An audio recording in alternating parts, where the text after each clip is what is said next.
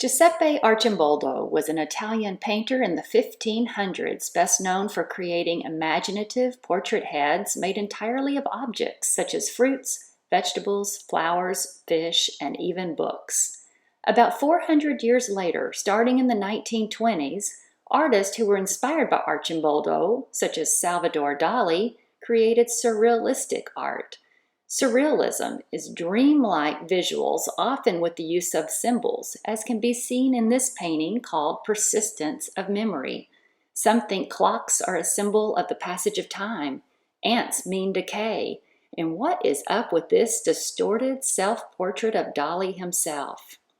Magritte, another artist, plays with scale in his painting called Personal Values, where a comb is larger than the bed. Now, Arcimboldo had never heard of surrealism, but he has certainly been an inspiration for many other modern artists. We are going to combine these ideas into our next project. You will create a landscape with a foreground, middle ground, and background, but instead of using typical trees, bushes, and mountains, we will use vegetables, Arcimboldo style.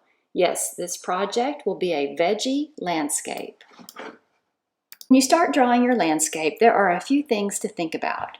If you put objects on the right, then put objects on the left that will help balance it out. This will give it a nice asymmetrical balance. Be sure some objects overlap, some are in front of others. So things in the foreground will be in front of the things in the middle ground and the background. Also be sure you have a variety of heights. Some things need to be tall, medium, and short to give it interest.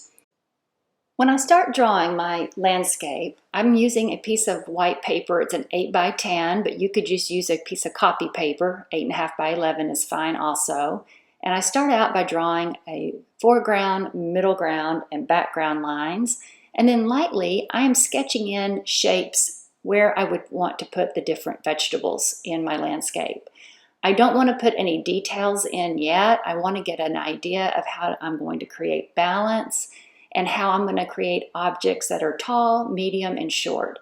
I erase as I go, I change, and you're going to see throughout this whole process, I'm constantly changing and refining and trying to improve the idea.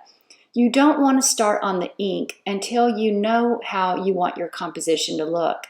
And even then, you might be making adjustments as you go.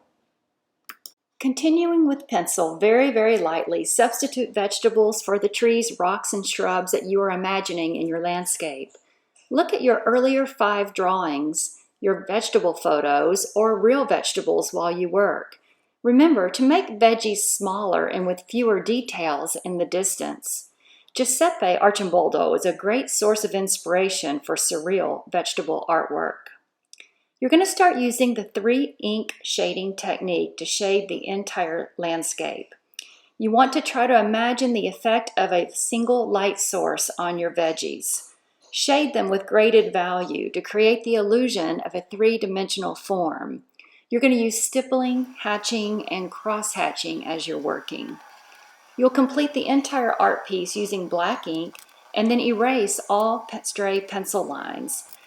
I'm going to show you some of the veggies that I did, fast forward motion, so it won't take too much time. And this might give you an idea of different ways you can approach different vegetables in your landscape.